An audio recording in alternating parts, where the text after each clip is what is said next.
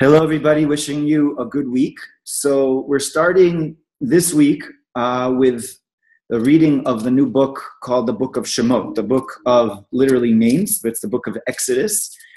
But it doesn't talk about Exodus yet, and only get into the Exodus halfway through the book. The first half of the book talks about the exile of the children of Jacob, of the Jewish people in Egypt. And officially, these couple of weeks are actually called the weeks of Shovavim. They're the weeks that it's an acronym for the names of the readings, starting off with Shemot, all the way till Mishpatim. And traditionally, in Kabbalistic works, it has to do with a fixing of our personal exile.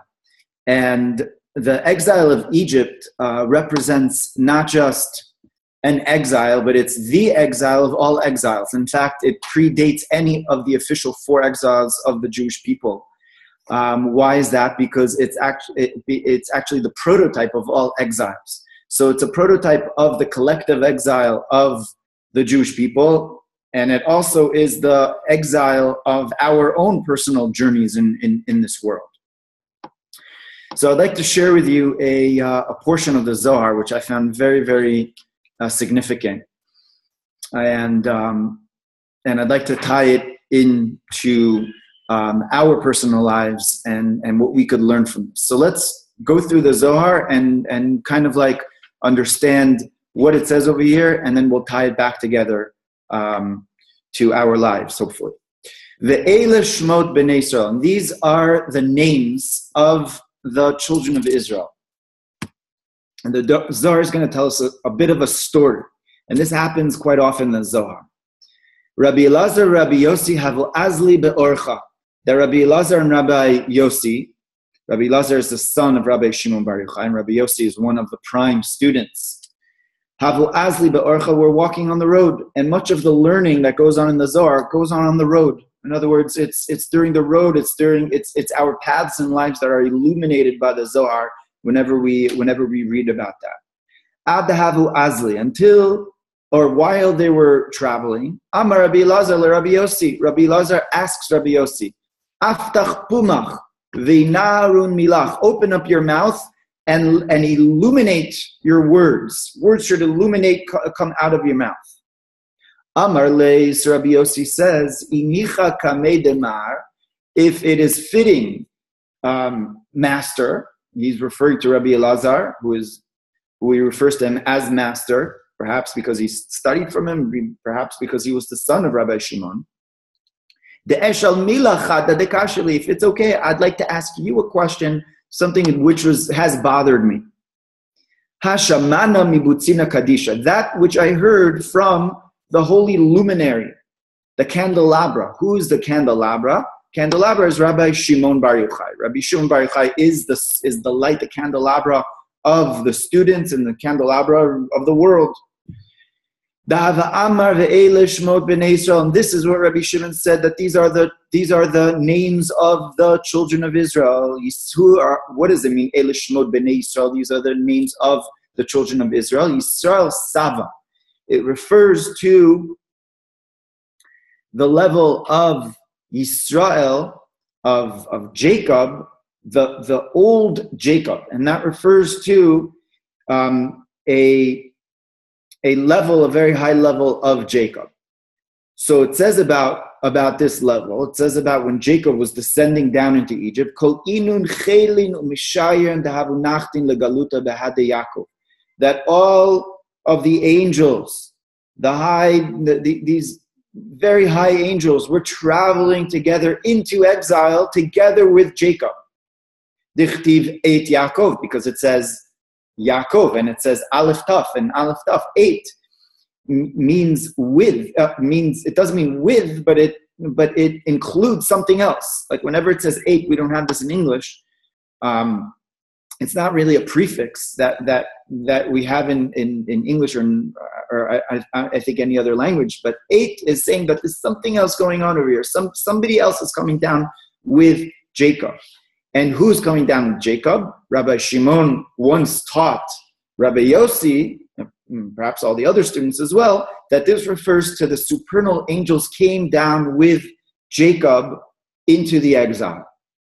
So Rabbi Yossi asks Rabbi Elazar, Ma'u dichtiv ishu veto. Why does the verse say that they came down, man with his household?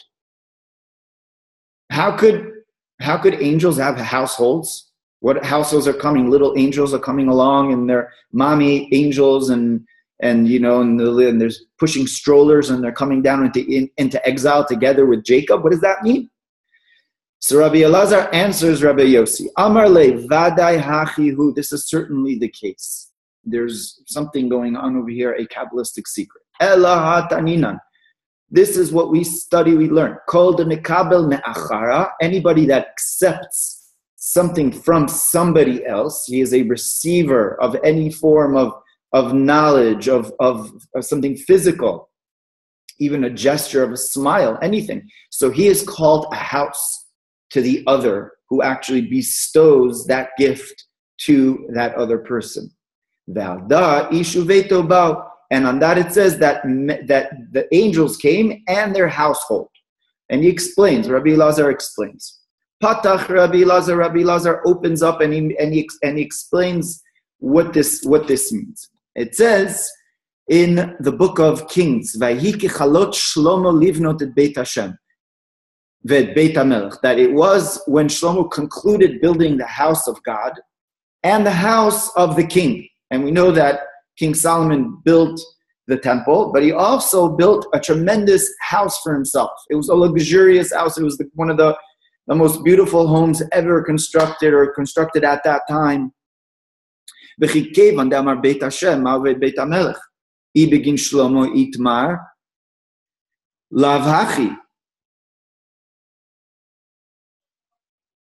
So on which does it say, and the house of the king? Because if you say that it refers to the house of Shlomo, that can't be the case. Then it should say et Beito, his house. Why does it say the house of Shlomo? The house of Shlomo. So it means it doesn't refer just to his personal house. We know that must be something else. Ella. So Rabbi Elazar explains this mystery of this verse. Why does it say the house why does it say Beit Hashem ved Beit HaMelech? So rather, Ella et Beit Hashem da Beit HaMikdash ved Beit HaMelech, and that which it says the house of the king da Kodesh HaKodashim, that refers to the Holy of Holies. Beit Hashem di u Beit HaMikdash k'gon nazartu l'shachot u'vesa ulam v'adavir da Beit HaMikdash v'da ikri Beit Hashem. So the fact that it says that the house of God was built by King Solomon, it refers to all of these sections in the house of the temple. And when it says Beit HaMelech, I'm sorry, not Beit HaMelech Shlomo. It doesn't say Shlomo, it says Beit HaMelech. So it says that refers to Kodesh HaKodashim. That refers to the Holy of Holies. De'iu pnima'a dechola. That refers to the innermost wisdom. HaMelech Stam. It just says about it, king. Da Melech Ilah. And that refers to the supernal king. A very high level. Afal gav de'iu Melech Ilah. Even though he is a very high king, he is still a dot. He is still he's still the concept of the feminine in comparison to the dot which is within it. And that refers to the concept of the masculine. And it refers to the giver and the receiver. So inside, we have basically the house. And the way, again, the verse says, when Shlomo built the house of Hashem and then the house of the king. So what is the house of Hashem? The house of Hashem refers to all the parts of the temple which receive from the Holy of Holies, right? And in the Holy of Holies is like the dot which gives to the rest to the rest of the temple its holiness. All of the holiness comes from that focal point of the Holy of Holies. And inside of the Holy of Holies was, of course, the Ark. And the Ark is the source of chachma, of holiness, and that is a place actually which is beyond time and space, and that gave the importance to the Holy of Holies. Uvigin kach kula kigavna da, and therefore the house is called a receiver from what is within it. Valda tatai beraza dach div behu, and on that the angels, it says about them, ish uveto bao, that the angels came together with higher level angels, and each angel had a higher level angel within it. And this is the mystery of the verse that says the ish uveto bao, that with Jacob came these supernal angels. And why did they come with their household? It's not just their household, but within them they were receivers of higher level angels that gave to them, and they were receivers of higher level angels, and so on and so forth, until basically there's the power of Hashem himself, of God himself, that went down into exile with the Jewish people initially. So this is the teaching over here from the Zohar. The lesson, the explanation, Rabbi Elazar explains the words of Rabbi Shimon to Rabbi Yossi. And I think it's very significant that we read this portion of the Zohar. This portion of the Zohar starts off really the whole concept of exile. It talks about the exile of the Jewish people, exile. And it says, well, really they came down with the full house. And the full house over here, and there's an allusion over here, Rabbi Elazar makes to the temple. And that's very significant, that before we go into exile, God already has everything in place. And it's already, and he already has the house there. And the redemption is already there even before the exile. Like the Talmud says, that Hashem precedes the medicine to even the affliction. And that's something that we see at the beginning of the book of Genesis, of Bereshit. We also find something similar. It talks about Bereshit bara Elokim et hashamayim v'et haaretz v'haaretz eta tov vavo, that the land was tov vavo, was topsy-turvy, it was in transition, everything was upside down.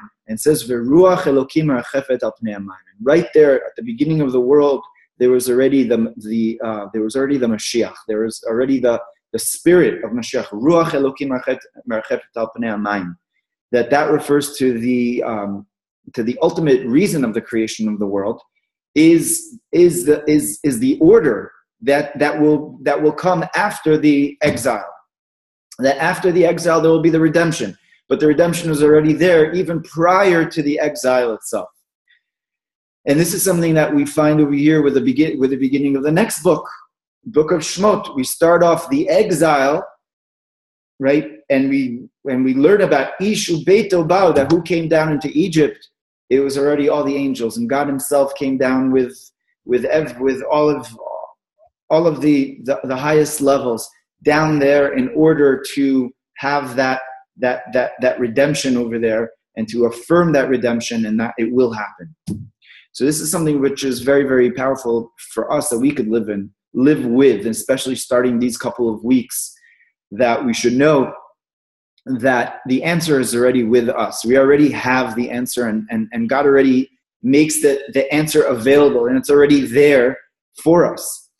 And it's just the exploration of the exile, of the hard times, that we uncover the truth that was already there since the beginning. Now, why is that so significant? Because when we go into something knowing that there is an answer, that we will find an answer, then that's much easier, and it's much healthier than going into a problem and like kind of like reaching in the dark and will there be an answer? Will this happen? Will that happen? Knowing it will happen, it will be good, and we will prevail, and it will, right? Everything will work out just fine. And now it seems like it's a little bit confusing, and there's a little bit of craziness around me. But the craziness will subside, and that tovavo, that craziness will ultimately yield, will yield that spirit of godliness which is above the water, above the storms.